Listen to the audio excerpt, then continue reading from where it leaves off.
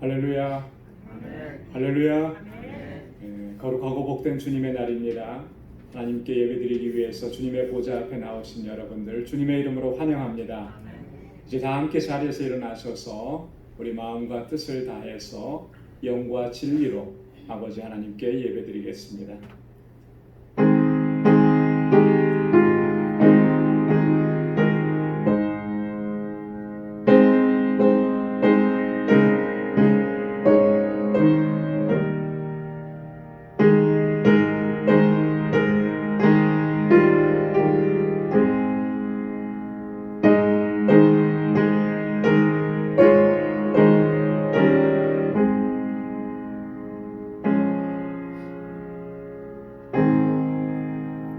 만군의 여호와여, 주의 장막이 어찌 그리 사랑스러운지요.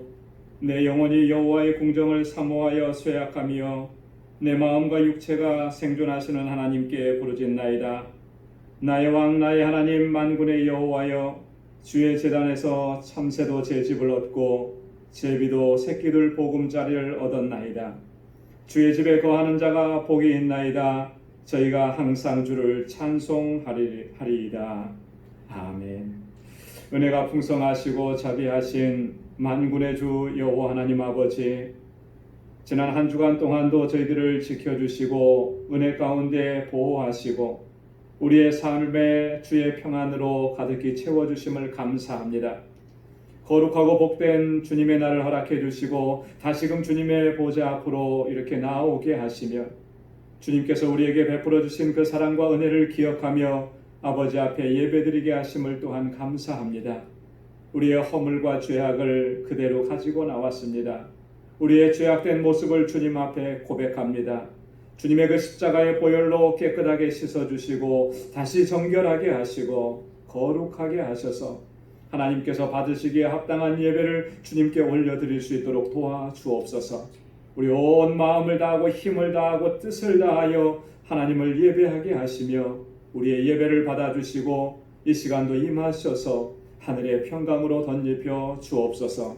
예수님의 이름으로 기원하옵나이다. 아멘. 전능하사 천지를 만드신 하나님 아버지를 내가 믿사오며 그 외아들 우리 주 예수 그리스도를 믿사오니 이는 성령으로 잉태하사 동정녀 마리아에게 낳으시고 본디오 빌라도에게 고난을 받으사 십자가에 못 박혀 죽으시고 장사한 지 사흘 만에 죽은 자 가운데서 다시 살아나시며 하늘에 오르사 전능하신 하나님 우편에 앉아 계시다가 저리로서 산 자와 죽은 자를 심판하러 오시리라. 성령을 믿사오며 거룩한 공회와 성도가 서로 교통하는 것과 죄를 사하여 주시는 것과 몸이 다시 사는 것과 영원히 사는 것을 믿사옵나이다. 아멘.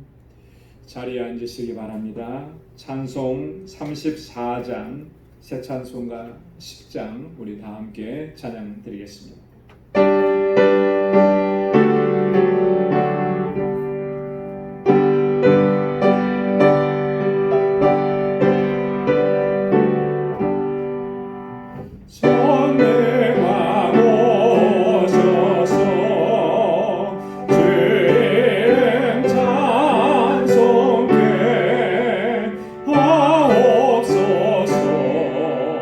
영광과 권능이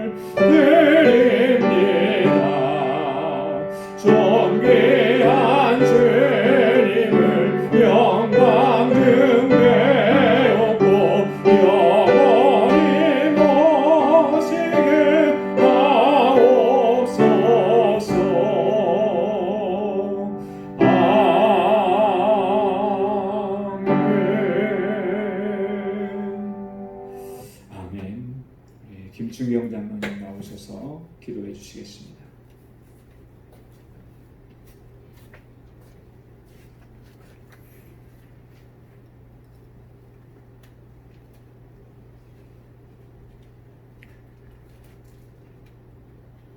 감사하신 하나님의 아버지, 오늘 좋은 날씨를 허락해 주시고 저희들이 주님 앞에 나와 이 제단 앞에서 머리 숙여 찬송과 영광을 올리옵니다.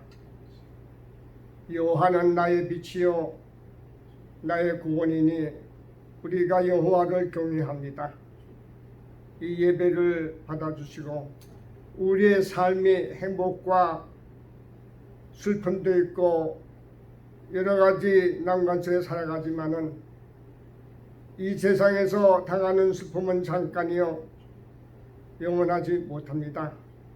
그러나 주 안에서 거룩함과 온전함 이루기 위하여 애쓰며 서로 세워주며 서로 사랑하고 함께 기대하게 하시고 찬양케 하시는 하나님, 진심으로 감사를 드립니다. 주님, 우리를 구원하시고 우리에게 평강을 주신 주님, 우리에게 영이 항상 깨어 하나님의 율례와 법도를 마음에 생기며 말씀에 순종하여 하나님의 뜻을 따라 살도록 은혜 내려 주시옵소서. 아직도 코로나로 19으로 인하여서 어렵게 살아갑니다. 주님께서 말씀하셨습니다. 너희는 먼저 그의 나라와 그의 의를 구하라. 이 세계가 가장 정의롭고 착하고 서로 돕고 서로 살아가는 세계가 되게 도와주시옵소서. 다시는 이 땅에 혼란에 오지 않게 하시고 번영과 평화가 오도록 은총을 채워 주시옵소서. 오직 지혜 있는 자가 지하여서 세월을 아끼고 또 그러므로 어리석은 자가 되지 말고 오직 주의 뜻이 무엇인가를 먼저 생각하게 하옵소서. 우리의 과거 잘못은 눈물로 회개하고 지금은 믿음으로 살아가면서 미래를 바라보는 성도가 다 되게 도와주시옵소서. 우리 방직교회를 위해서 기도합니다. 중고등부 그리고 초등부 또 EM 마음이 순진하고 아름답습니다. 먼저 하나님 말씀으로 변화되게 도와주시고 분명한 세계관을 바라보게 하시고 성장하게 하옵소서. 아버지, 이 시간 또 조국을 위해서 기도합니다. 참 어려움에서 대한민국을 건져주시고 위정자들 하나님 앞으로 돌아와 구원받게 하옵소서. 아버지, 방주 성도들 중에 어려움과 근심 걱정하시는 분도 있습니다. 아버지여, 기도하게 도와주시고 기도로 응답받게 도와주시옵소서. 또 그리고 주의 평강으로 채워주시옵소서. 아버지, 우리 방주교회 참 멕시코에 제2의 방주교회가 세워졌습니다. 아버지여, 거기도 같이 하여 주시고 늘 하나님의 역사가 같이 하여서 우리의 기도의 제목이 이루어질 수 있도록 도와주시옵소서. 아버지 하나님, 목사님 위해서 기도합니다. 건강을 지켜주시고 피곤치 않게 하시고 주의 영으로 교회와 가정을 복되게 도와주시옵소서. 오늘 이 모든 순서가 하나님께 영광이 되게 도와주시옵고 저희들에게 하나님 은혜의 시간이 되도록 축복하여 주시옵소서. 감사하고 예수님 이름 받들어 기도드립니다. 아멘.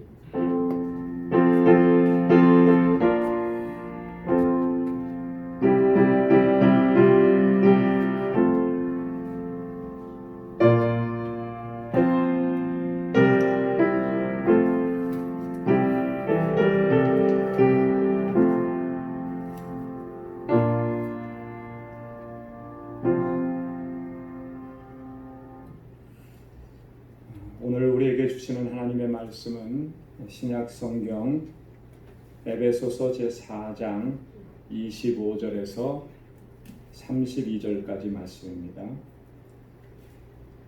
신약성경 314페이지입니다. 에베소서 제4장 25절에서 32절까지 말씀. 제가 말씀을 봉독하겠습니다. 그런즉 거짓을 버리고 각각 그 이웃으로 더불어 참된 것을 말하라. 이는 우리가 서로 지체가 됨이니라. 분을 내어도 죄를 짓지 말며 해가 지도록 분을 품지 말고 마귀로 틈타지 못하게 하라. 도적질하는 자는 다시 도적질하지 말고 돌이켜 빈궁한 자에게 구제할 것이 있기 위하여 제 손으로 수고하여 선을 행하라. 무릇 더러운 말은 너희 입 밖에도 내지 말고 오직 덕을 세우는 데 소용되는 대로 선한 말을 하여 듣는 자들에게 은혜를 끼치게 하라. 하나님의 성령을 근심하게 하지 말라.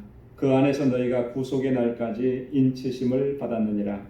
너희는 모든 악독과 노함과 분냄과 떠드는 것과 회방하는 것을 모든 악의와 함께 버리고 서로 인자하게 하며 불쌍히 여기며 서로 용서하기를 하나님이 그리스도 안에서 너희를 용서하심과 같이 하라.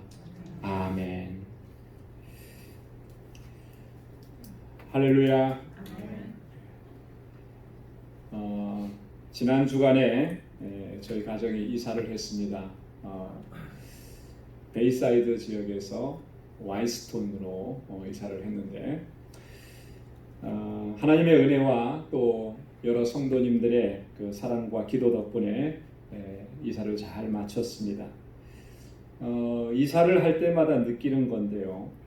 왜 이렇게 버리는 짐이 그렇게 많은지 모르겠어요. 쓸데없는 짐들이 그렇게 많더라고요. 혹시나 하는 생각으로 그냥 계속 쌓아두었던 이 물건들이 자꾸 쌓여간 거죠. 막상 이사할 때 보니까 그것을 버리는 것도 너무나 큰 일이 아닐 수가 없었습니다. 이번에도 보니까 왜 이렇게 많은지 16피트짜리 트럭으로 한 트럭이 나가는 거예요. 저걸 다 집에다 쌓아놓고 쓰지도 않으면서 그렇게 내가 살았었구나. 참 한편으로 보면 제가 한심하기도 하고 그렇더라고요. 이사할 때마다 그런 느낌을 종종 받습니다. 새로운 집으로 이사를 하게 되면 마음가짐을 새롭게 하게 됩니다. 새로운 출발이죠. 집을 새로 짓고 처음으로 입주하는 경우라면 아마도 더 할 것입니다. 그동안에 사용했던 것들은 아마 거의 다 버리게 될 것이고 가구나 가전제품 이런 것들도 다 새거로 집안을 채우게 될 것입니다. 이렇게 하는 것은 어쩌면 지극히 상식적이고 정상적인 일일 것이에요. 새 집에는 새 것으로 채우는 게 마땅한 모습인 거죠. 만약에 새 집에 들어가는데 처음으로 그 집에 들어가는 것인데 그동안에 사용했던 헌 가구들이나 헌 가전제품을 그대로 가지고 들어가서 배치한다면은 여러분 기분이 어떨 것 같습니까? 새 집에 들어간다는 느낌, 이 집이 새 집이구나 하는 느낌, 그런 느낌이 전혀 들지 않을 거예요. 그래서 많은 사람들이 집을 새로 짓고 들어가게 되면 다 새 것으로 바꾸게 되는 것이죠. 우리 그리스도인들은 예수 그리스도로 말미암아 새로운 존재가 된 사람들입니다. 새로운 피조물이 되었습니다. 그래서 사도 바울은 고린도후서 5장 18절에서 그런즉 누구든지 그리스도 안에 있으면 새로운 피조물이라 했습니다. 이전 것은 지나갔으니 보라 새 것이 되었도다.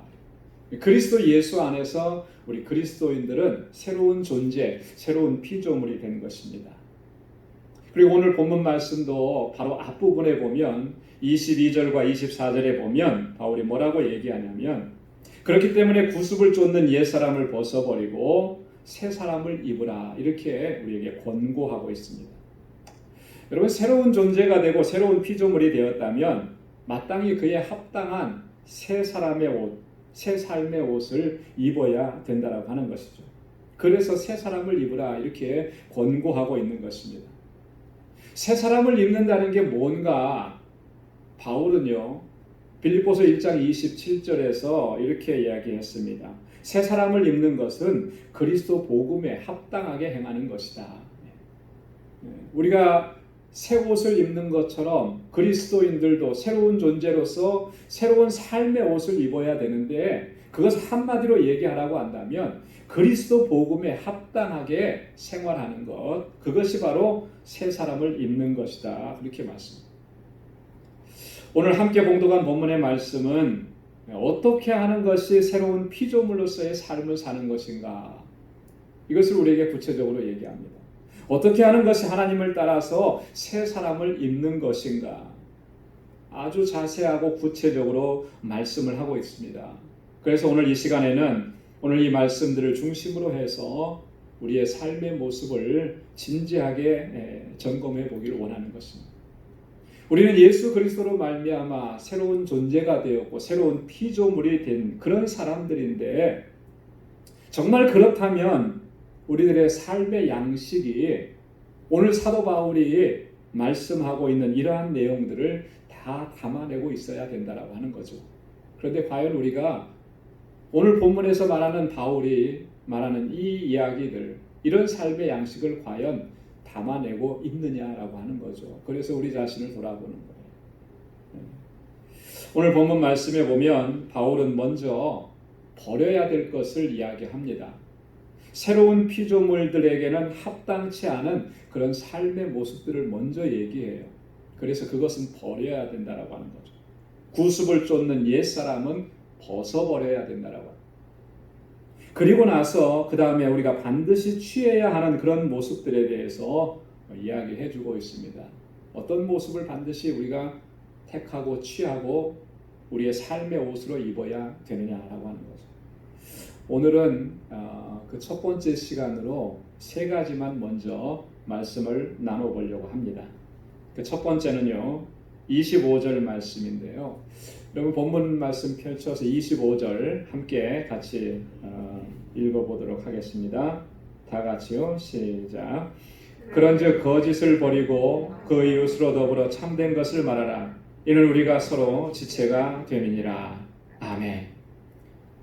첫 번째는 거짓을 버리라는 거예요. 우리의 삶 속에 있는 모든 거짓된 것들을 버리고 참된 것을 말하라. 벗어야 될 것은 거짓입니다. 그리고 입어야 될 것은 참된 거예요. 참된. 여러분, 옛사람의 가장 두드러진 특징을 오늘 바울이 뭐라고 얘기하냐면 그게 거짓이라고 얘기합니다. 여러분, 옛사람이라고 하는 말이 무슨 말입니까? 아직 그리스도 안에 있지 않은 그런 상태를 이야기하는 거죠. 그리스도께서 주시는 생명을 얻지 못한 그런 상태를 이야기하는 것입니다. 근데 이 옛사람의 그 영적인 특징을 보면 누구에게 사로잡혀 있느냐면 공중권세 잡은 자, 곧 마귀에게 사로잡혀 있는 사람이 바로 옛사람이라고 하는 거예요. 그리스도 안에 있지 않으면 마귀에게 사로잡혀 있는 거예요. 그들이 부정을 하든지 부인을 한다고 할지라도 그것은 엄연한 사실이고 팩트라고 하는 것이죠. 그런데 이 마귀의 특징이 뭐냐? 그는 거짓이라고 하는 것입니다. 그래서 예수님께서는 로마서 8장 44절에서 뭐라고 말씀하시냐면 이렇게 말씀합니다. 너희는 너희 아비 마귀에게서 났으니 너희 아비의 욕심을 너희도 행하고자 하느니라. 저는 처음부터 살인한 자요 진리가 그 속에 없으므로 진리에 서지 못하고 거짓을 말할 때마다 제 것으로 말하나니 이는 저가 거짓말장이요 거짓의 아비가 되었음이니라. 여러분, 마귀의 특징을 예수님께서는 정확하게 분명하게 정리해서 우리에게 말씀을 해주셨습니다. 마귀는 살인자라는 거예요. 사람을 죽이는 존재라고 하는 것입니다. 마귀에게는 진리가 없다라고 하는 거예요. 진리 안에 서 있잖아요. 그러니까 마귀에게 속해서 마귀에게 사로잡혀 있으면 그에게는 진리가 없다라고 하는 것이죠. 그리고 마귀는 거짓말장이고 거짓의 아비다. 그렇기 때문에 그 마귀에게 사로잡혀 있는 존재는, 옛사람의 존재는 거짓의 아비를 따라가는 그 모습을 취할 수밖에 없다라고 하는 것이죠. 그렇기 때문에요, 거짓된 것은, 거짓말은, 거짓은 새로운 피조물에게는 전혀 합당치 않은 그런 모습이라고 하는 것입니다. 그렇기 때문에 신실한 하나님의 사람들은 자기 자신의 모습에서 이렇게 불의하고 거짓된 모습이 발견되면 그때마다 늘 이 심령의 괴로움이 있는 것, 고통이 있는 것입니다. 아픔을 겪게 되는 거예요. 내가 그리스도 안에 있고 하나님의 택한 백성이라는 것을 내가 확신하는데 그럼에도 불구하고 내 삶 속에서 옛사람의 옷을 입고 있는 모습이 발견되고 거짓된 모습이 발견되면 그게 너무 괴롭고 고통스러운 거죠. 그래서 다윗이 하나님 앞에서 몸부림치고 자기의 죄악을 철저하게 고백하고 하나님께서 정한 마음과 정직한 영을 내게 부어주시기를 간구하고 그렇게 부르짖었던 것처럼 하나님 앞에 나아가서 부르짖지 않을 수가 없다라고 하는 것입니다. 시편 51편 7절에 다윗이 그렇게 고백합니다. 웃을초로 나를 정결케 하소서 내가 청하리이다. 시편 51편 10절에 다윗이 그렇게 간구합니다. 하나님이여 내 속에 정한 마음을 창조하시고 내 안에 정직한 영을 새롭게 하여 주옵소서. 너무나 고통스러운 거예요. 내가 하나님의 자녀인데 하나님의 백성인데 내 안에 자꾸 이런 모습들이 나타나는 것이 견딜 수가 없는 거예요. 그래서 하나님 앞에 나아가서 그렇게 간구하고 부르짖고 기도하는 것입니다. 예수 그리스도로 말미암아 새로운 피조물이 된 우리는 항상 거짓의 옷을 벗어버리고 항상 참된 것을 행하는, 참된 것을 말하는 그러한 삶을 견지해야 할 줄로 믿습니다. 비록 우리가 참된 것을 말하고 참된 것을 행하다가 손해를 당하는 일이 있고 어려움을 겪는 일이 발생한다 하더라도 우리는 그렇게 해야 하는 것입니다. 왜냐하면 그것이 새로운 피조물의 마땅한 모습이기 때문에 하나님께서 그러한 삶을 원하시기 때문에 그렇다라고 하는 거죠. 왜 하나님께서 그런 삶을 원하십니까? 하나님은 참되시기 때문에 그렇고 하나님은 거짓을 용납하시지 않기 때문에 그렇다라고 하는 것이죠. 그래서 로마서 3장 4절에서 바울이 그렇게 얘기했습니다. 사람은 다 거짓되되 오직 하나님은 참되시라 할지니. 하나님은 참이신 거예요. 하나님은 진리이신 거예요. 참이시고 진리이신 하나님은 거짓을 용납하실 수가 없는 것입니다. 그렇기 때문에 오늘 우리가 정말로 우리가 그리스도 안에 있다면 거짓의 옷은 벗어던져야 돼요. 참된 것, 진리의 옷을 입어야 하는 것이죠. 에베소서 4장 15절에서 바울이 그래서 이렇게 권고합니다. 오직 사랑 안에서 참된 것을 하여 범사에 그에게까지 자랄지라. 그는 머리니 곧 그리스도시니라. 할렐루야. 네. 참된 것을 하여 진실을 말해서 그리스도께까지 자라가라는. 여러분, 우리 그리스도인들의 신앙의 목표가 뭐겠습니까? 그리스도를 닮아가는 것이잖아요. 바울은 그리스도에게까지 자라가는 것이 우리 그리스도인들의 이 영적인 신앙의 목표여야 된다라고 얘기했는데 그리스도에게까지 자라가려고 하면 반드시 필요한 것이 있다는 거예요. 그게 뭐냐면 사랑 안에서 참된 것을 말하고 참된 것을 행해야 한다는 것이죠. 거짓을 버리고 참된 것을 행함으로 새로운 피조물에 합당한 삶을 살아가는 저와 여러분들이 될 수 있기를 소원합니다. 두 번째는 뭐냐면 26절과 27절 말씀입니다. 우리 26절, 27절 말씀 함께 같이 봉독해 보도록 하겠습니다. 시작. 분을 내어도 죄를 짓지 말며 해가 지도록 분을 품지 말고 마귀로 틈을 타지 못하게 하라. 아멘. 마귀로 틈을 타지 못하게 하라. 이 새로운 피조물의 합당한 삶의 자세입니다. 여러분, 우리가 뭔가 새로운 일에 도전하고 새로운 시작을 결단하게 되면 여러분 그 일이 순조롭게 진행되는 경우는 그렇게 많지 않은 것 같아요. 항상 뭔가 새로운 도전, 좋은 쪽에 새로운 도전을 하면 방해하는 일들이 참 그렇게 많아요. 그죠? 그래서 큰 맘 먹고 새롭게 도전했는데 그 방해 요소 때문에 나중에는 결국에는 이 작심삼일이 되어버리는 그런 경우들을 종종 경험을 하게 됩니다. 여러분 언제 이런 걸 많이 경험하죠? 다이어트 할 때 경험을 많이 해요. 다이어트. 저도 수차례 다이어트 실패를 많이 하고 최근에 성공을 했습니다만 방해 요소가 얼마나 많은지. 자, 오늘부터 내가 다이어트 시작이다. 그래서 이렇게 칼로리 높은 거 안 먹고 식사량도 줄이고, 제 경우가 그래요. 한국에 있을 때도 딱 그렇게 하고 시작했는데 그날 저녁에 우리 집에 신방 와주십시오 하고 가면은 엄청나게 준비해놔요. 그거 안 먹을 수 없잖아요. 저 다이어트 한다고. 그러면은 다 먹고 와서는 내가 왜 이렇게 많이 먹었나 하고, 그 다음에는 작심삼일이 아니라 작심하루가 돼버려요.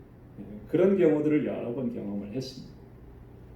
마음 먹고 성경 공부 참석하고 싶은데, 이건 성도님들에게 자주 듣는 얘기예요. 그래서 이번에는 성경 공부 꼭 참석하겠다고 했는데 딱 첫날 가려고 하는데 무슨 일이 생기는 거예요. 방해하는 거죠. 한국에 있을 때도 그래요. 몇 주 결석한 그 성도님 가정에 신방하려고 이렇게 전화를 드려보면 그러시는 거예요. 이번 주에는 꼭 교회 나가려고 했는데, 딱 나가려고 가방까지 들었는데 누가 사람이 찾아왔대요. 전화가 왔대요. 그래서 또 못 나가. 그러다 보니까 2주, 3주 이렇게 계속 못 나가. 왜 그렇습니까? 방해하는 거예요. 방해하는 거예요. 우연히 일어난 일이 아니고 그 좋은 것 하지 못하도록 방해하는 일들이 있기 때문에 그렇다라고 하는 거죠. 근데요, 이런 일에 능숙한 존재가 뭐냐면 마귀라고 하는 거예요.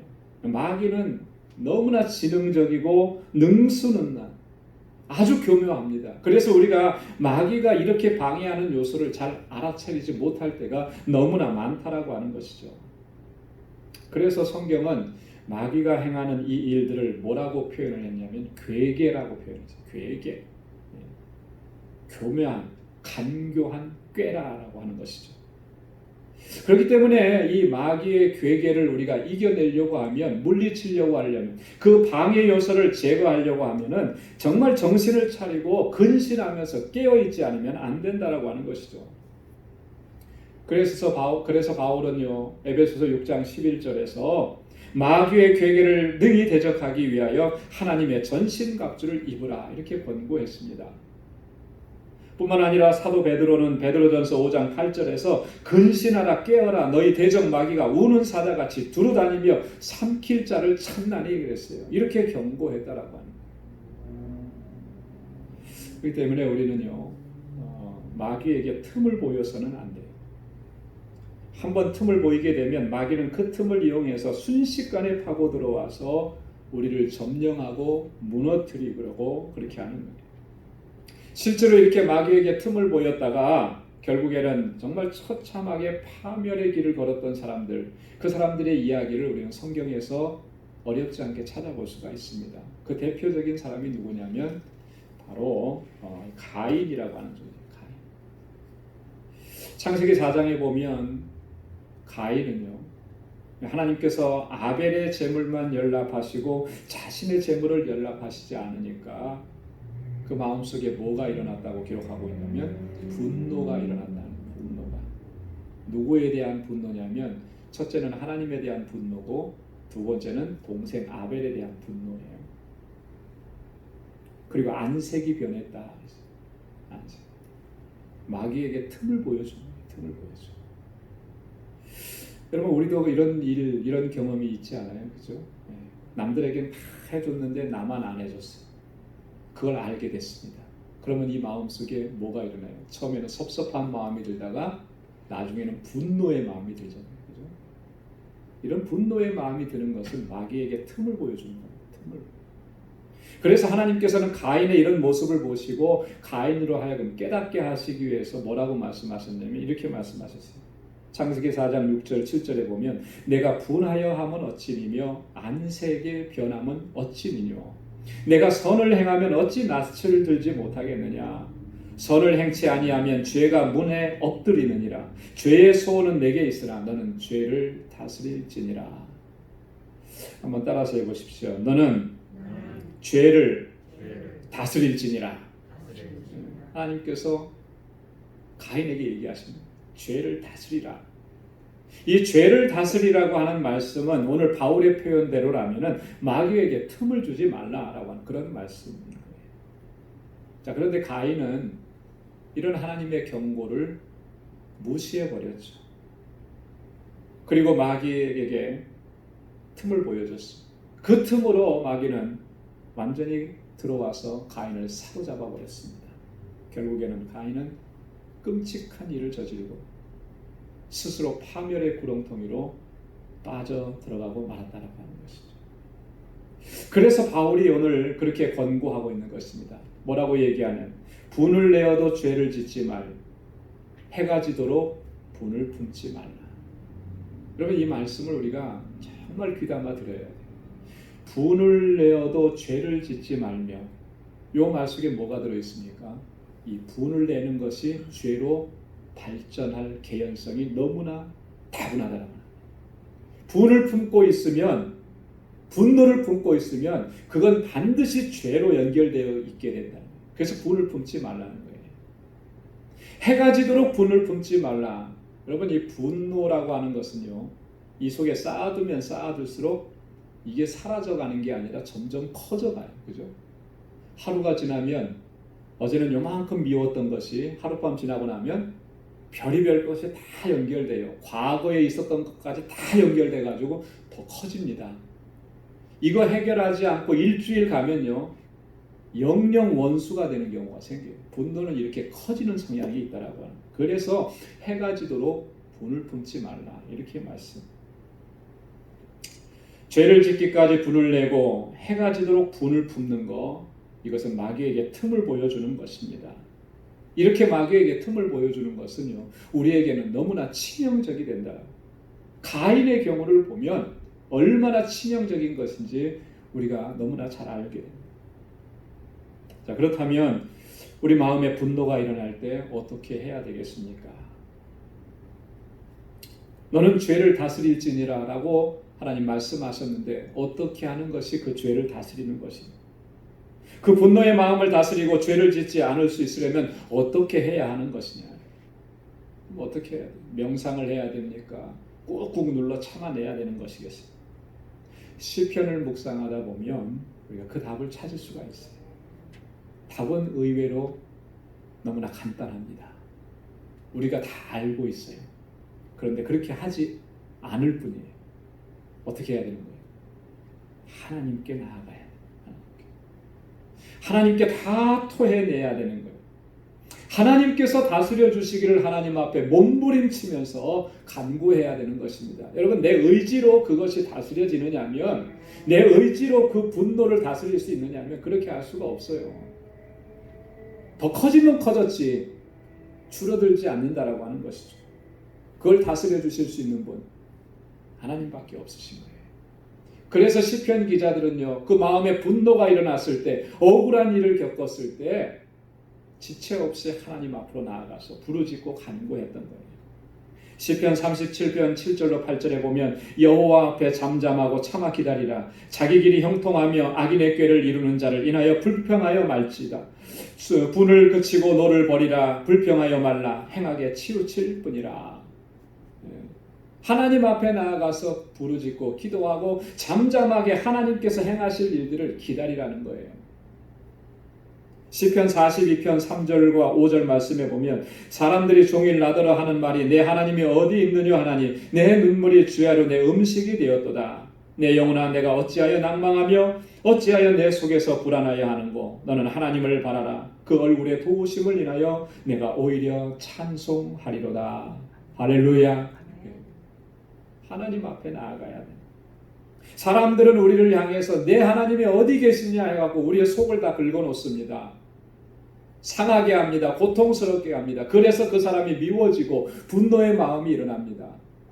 어떻게 하라는 거예요? 하나님 앞에 나아가라. 하나님께, 하나님만 바라고 하나님의 얼굴에 그 도우심을 구하라는 거예요.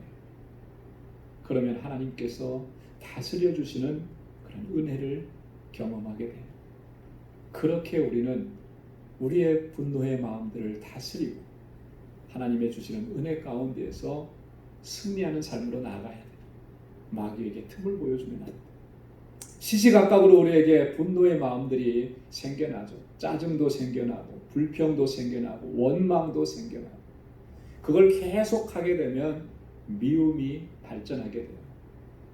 여러분, 이 마음 그대로 두면 안 되는 거예요. 그건요, 마귀에게 내 마음속에 얼른 들어오라고 문을 활짝 열어놓는 것과 똑같다는 거예요. 그 마음이 들 때마다 하나님 앞에 나아가서 엎드려야 돼. 하나님께서 다스려 주시기를 구해. 그래야 할 때 하나님께서 주시는 은혜를 경험하게 될 줄로 믿습니다. 세 번째는요, 28절 말씀입니다. 28절 말씀 우리 다 같이 한 목소리로 봉독하겠습니다. 도적질하는 자는 다시 도적질하지 말고 돌이켜 빈궁한 자에게 구제할 것이 있기 위하여 제 손으로 수고하여 선한 일을 하라. 아멘. 다시는 도적질하지 말고 구제와 선한 일을 힘쓰라. 이것이 새로운 피조물에 마땅한 삶의 자세다라고 하는 거죠. 여러분, 우리 도적질이라고 하는 것은요, 본질적으로 그게 뭘 의미하느냐면 이런 거예요. 자기의 유익만을 추구하는 탐욕이라 이렇게 정의할 수 있습니다. 도적질이라고 하는 것은 자기가 유익되고 자기가 잘되고 자기만 잘되기 위해서 욕심을 내는 것이 도적질이라는 거예요. 그런데요, 결과적으로 어떤 결과가 나타나느냐 하면 다른 사람들에게 심각한 해를 끼치고 고통을 가져다주고 심지어는 그의 인생을, 다른 사람의 인생을 송두리째 무너뜨리는 것이 바로 도적질이라고 하는 것이죠. 그런데 이 도적질하는 사람들은 자신의 그 행위가 다른 사람들에게 얼마만큼 큰 고통을 가져다 주는지 이것에 대해서는 전혀 개의치가 않는 것입니다. 그렇기 때문에 성경은 이것을 심각한 죄라고 규정하는 거예요. 여러분, 하나님께서 이 도적질을 얼마나 심각한 죄악으로 하나님께서 여기시는지 여러분 생각해 보신 적이 있습니까?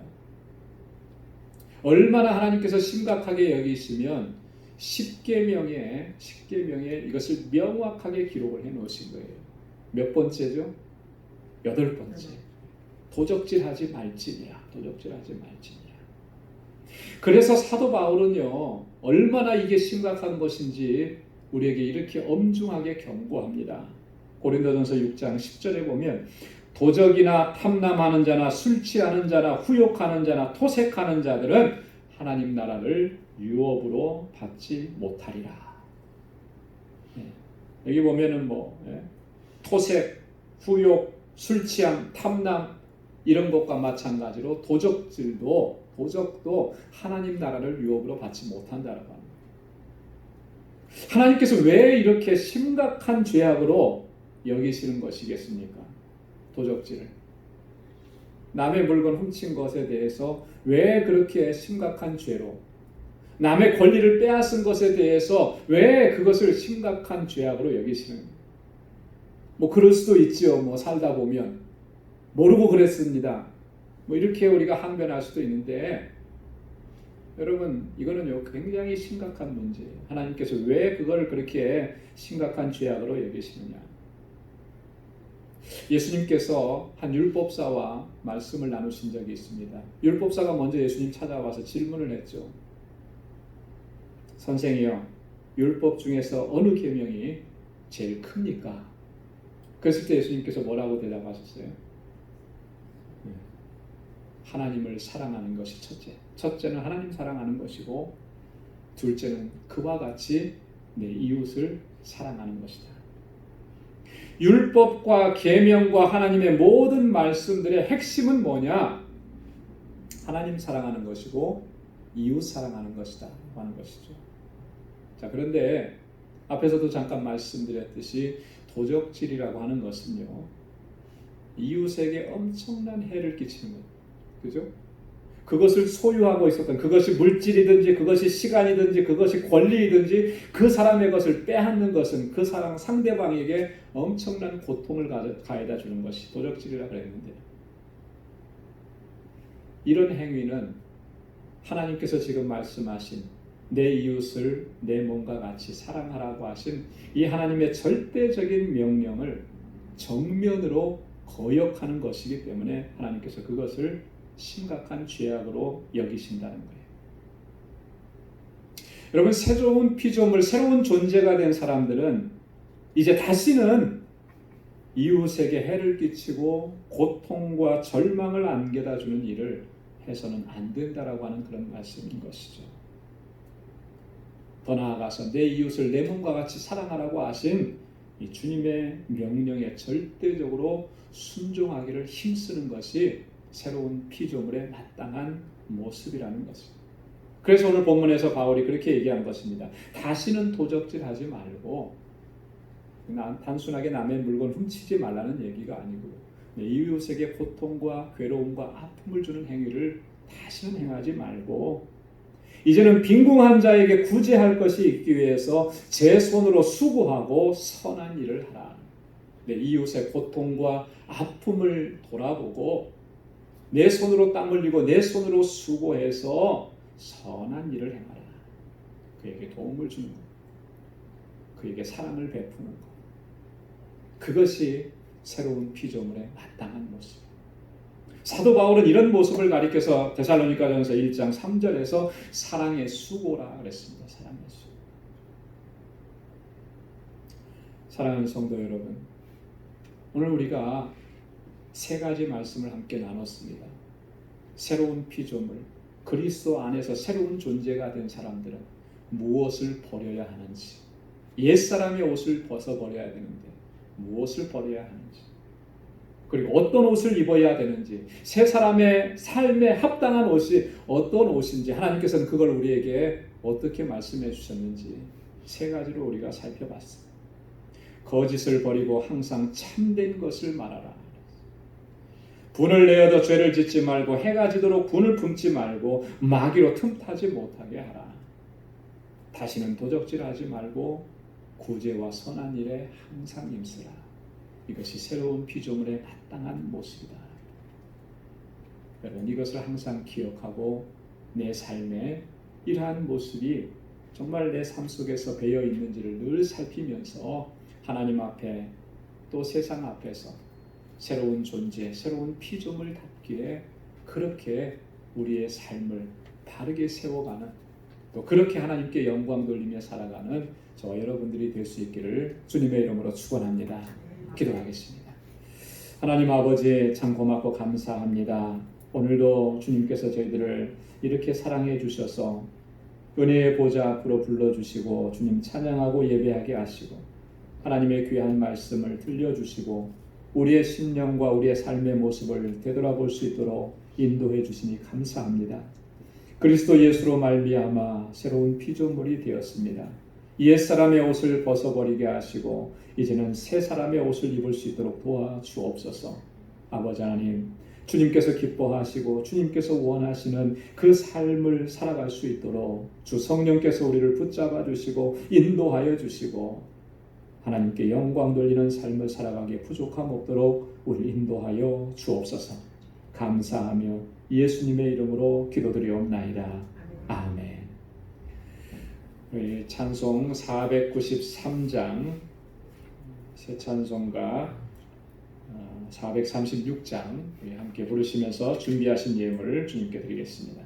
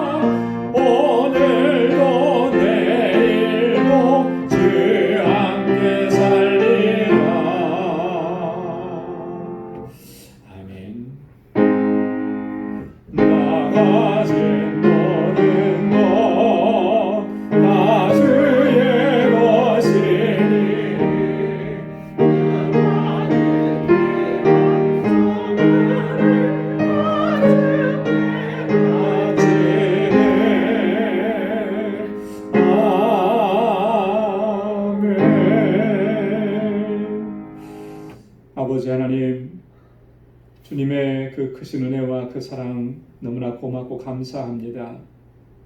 우리의 연약함과 허물과 우리의 죄악된 모습에도 불구하고 우리를 긍휼히 여겨주시고 불쌍히 여겨주시고 우리에게 귀한 마음 허락해 주시고 주님 앞에 이렇게 나와 예배할 수 있도록 인도해 주시니 감사합니다.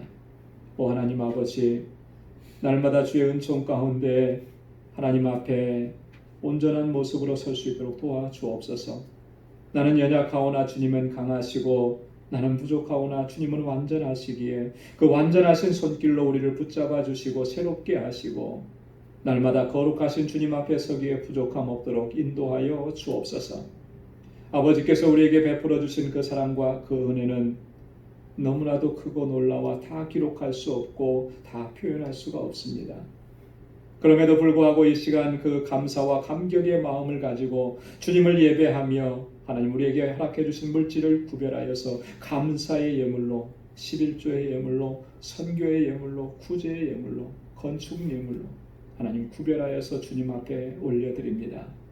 저의 마음을 주님께 올려드리고 주님을 향한 우리의 열망을 담아 올려드리오니 주님 받아 주옵시고 주의 은혜로 가득히 채워주시사 늘 승리하는 삶을 살아가도록 도와주옵소서. 여전히 힘들고 어렵고 고통스러운 삶의 연속이지만 이 삶이, 이 환경과 상황이 우리를 침몰시키지 못하도록 우리를 붙잡아 주시고 오직 소망의 주님만을 바라볼 수 있는 저희들 되게 하여 주옵소서. 이 고난의 뒤편에 있는 주님의 주실 그 은혜와 축복들을 바라볼 수 있는 영적인 눈이 떠지게 하여 주옵시고 주님 우리를 부르시는 그날까지 믿음으로 나아가 승리케 하여 주옵소서. 우리의 삶을 온전히 주님께 의탁하며 전적인 하나님의 주권을 인정하며 온전히 하나님께 순종하고 믿음으로 나아갈 수 있도록 도와주옵시고 우리에게 허락해 주신 우리에게 명령하신 그 명령들을 힘써 지켜 행할 수 있도록 성령의 충만함을 더해 주시고 우리의 믿음을 더욱 굳건하게 하여 주옵시고 우리의 삶의 현장 속에서 주님의 증인으로 살아가기에 부족함 없도록 도와주옵소서. 주님의 몸된 교회, 이 귀한 사랑의 공동체가 더욱더 견고해지기를 위해서 힘쓰고 수고하고 애쓰는 헌신하는 주의 종들이 다 될 수 있도록 도와주옵소서. 우리 사랑하는 성도들 이제 또 한 주간 세상을 향하여 나아갑니다. 저희의 발걸음을 지켜주시고 저희의 손이 복되게 하여 주시고 복에 근원된 삶을 살아갈 수 있도록 도와주옵소서. 우리 사랑하는 성도들의 가정에 주님의 평강을 더하시고 저희가 속해 있는 직장이 정말 저희로 말미암아 하나님의 은혜와 축복을 담는 은혜의 통로가 되도록 도와주시고 저에게 허락해 주신 믿음의 기업들마다 견고하고 든든하게 지켜주셔서 하나님의 영광을 높이 드러내는 귀한 기업이 될 수 있도록 주님 붙잡아 주옵소서. 또 한 주간 주님의 주시는 은혜와 능력 안에서 승리로 주님께 영광 돌리는 우리 모두의 삶이 되도록 붙잡아 주옵소서. 이 예수님의 이름으로 봉헌 기도드리옵나이다. 아멘. 우리 전후좌우에 계신 분들과 함께 인사 나누시기 바랍니다. 샬롬, 주님의 평강이 함께하길 바랍니다. 예, 손도 마음껏 흔들어 주시고 살짝 흔들지 마시고 그렇게 흔들어 주시고 예, 웃는 모습은 다 드러나요, 그죠? 예, 눈으로 웃는 거니까 웃어 주시고 하나님의 은혜와 주님의 평강이 여러분들의 삶 속에 또 늘 함께하시기를 바랍니다. 감사합니다. 예, 우리 교회 소식 전해드리도록 하겠습니다. 우리 장로님께서도 기도하셨듯이 여전히 계속 힘들고 어려운 상황이지만 어느 정도는 또 우리의 삶 속에서 익숙해진 그런 부분들도 있는 것 같아요. 익숙해졌다라고 하는 것은 잘 견디고 있다라고 하는 그런 의미가 되기도 하죠. 주님께서 주시는 소망을 붙잡고 우리가 잘 이겨내고 또 이럴 때 더욱더 아까도 말씀드렸던 것처럼 마귀가 틈타지 못하도록 항상 우리가 깨어서 근신하고 주의 약속의 말씀을 붙잡고 또 주님 안에 거하는 삶을 견지할 수 있기를 바랍니다. 우리 현장 예배 계속해서 진행하고 있습니다. 참석을 원하시는 분들께서는 꼭 저에게 연락을 해주시고요. 또 안전하게 또 저희가 다 준비하고 그렇게 예배를 드리니까 걱정은 좀 안 하셔도 될 것 같습니다. 대신에 꼭 연락을 주셔야만 자리나 이런 것들을 또 확보할 수 있으니까 꼭 그렇게 연락을 해주시기를 부탁드리고요. 예방 수칙 잘 준수해 주시기 바랍니다. 교회에는 안전 수칙을 위해서 준비해 놓을 것들은 다 준비를 해놨습니다. 그래서 들어오시면서 손 세정제로 이렇게 손도 다 깨끗하게 씻으시고, 또 예배드리고 나가시면서도 그렇게 하시고, 마스크 착용하시고, 혹시나 마스크가 없으실까봐 교회도 충분하게 마스크 다 준비해 놨으니까 여러분 그렇게 해주시고요. 본인의 몸 상태는 본인이 너무나 잘 아실 거예요, 그죠? 그래서 내 몸이 좀 이상하다, 감기 기운이 있고 열이 좀 나고 그런다 그러면 모두를 위해서 조금 조심해 주시고 그렇게 해주시면 좋을 것 같습니다. 아까 설교하면서도 잠깐 말씀드렸지만 저희 가정이 지난 월요일 날 이사를 했습니다. 여러분들 많이 기도해 주시고 해서 이사 잘 마쳤고요. 지금은 거의 다 정리가 돼서 생활하는 데는 그렇게 불편함이 없습니다. 기도해 주셔서 또 사랑을 베풀어 주셔서 너무나 감사합니다. 9월 생일 맞으신 분들 지금 주보에 올려드렸습니다. 9월 생일 맞으신 분들 우리가 함께 모여서 축하는 못하지만 이렇게 영상으로라도 축하를 드립니다. 여러분 또 하나님의 은혜가 가득하시고 주의 복이 넘쳐나시기를 바랍니다. 한 가지 중보기도 요청을 좀 드리는 것은요. 우리 김인선 선교사님께서 이렇게 카톡으로 급하게 기도 요청을 보내오셨는데 그 아들 영민 군이 있어요. 아주 키도 크고 아주 또 잘생겼어요. 근데 지금 텍사스에서 공부를 하고 있는데 방학 동안에는 지인 댁에서 이제 머물고 이제 학교가 시작을 해서 기숙사로 들어갔대요. 근데 그 기숙사에서 그 학생 자치기구 생활지도 그 층별로 이렇게 담당하는 학생들이 있나 봐요. 그 역할을 맡았는데 어떻게 하다가 이 코로나 바이러스에 감염된 학생을 통해서 감염이 되었고 지금은 격리시설로 옮겨졌다 그래요. 여기는 지금 아무도 없어요. 그죠? 부모님은 다 니카라과에서 지금 선교사님을 본인도 굉장히 힘들고 두려울고 또 선교사님 네 분도 마음이 가보지도 못하고 어떻게 해주지도 못하는 것 때문에 마음이 너무나 많이 힘들 것 같아요. 그래서 긴급하게 기도 요청을 해왔는데 이 바이러스로 인해서 젊은 사람이니까 잘 감당하겠죠. 그렇지만 더 일이 없도록 아프지 않도록 또 하나님께서 잘 치료해 주시도록 계속해서 기도해 주시고 우리 선교사님 네 분 마음의 평안함을 주시도록 같이 기도해 주시면 좋겠습니다. 이제 가을 학기가 시작이 됐습니다. 대체적으로 뉴욕시나 롱아일랜드나 다 학교에서 대면 수업을 하는 것으로 이렇게 결정이 되는 것 같아요. 그래서 우리 자녀들의 안전 또 건강 이게 최우선인데 여러분 기도해 주시기를 부탁을 드리겠습니다. 우리 다 함께 자리에서 일어나셔서 427장 1절 함께 보시겠습니다.